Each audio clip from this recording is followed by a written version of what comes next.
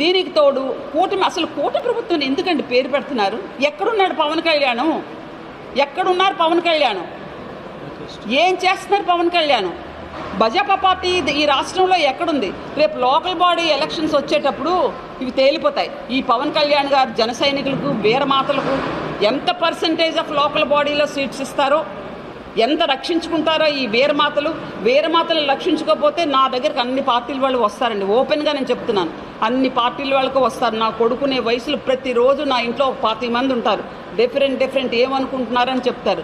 జన సైనికులకు కానీ వీరమాతలను కానీ ఇలాగే పవన్ కళ్యాణ్ గారు 15 ఏళ్ళు మా కూటమి ఉంటుంది, 30 ఏళ్ళు మా కూటమి ఉంటుంది, మేము విడిపోము, మా అవినాభావ సంబంధం చాలా గట్టిగా ఉంటుంది అని చెప్పినంత కాలం జన సైనికుల్ని తొక్కివేయబడతారు, బీజేపీ కార్యకర్తలు తొక్కివేయబడతారు.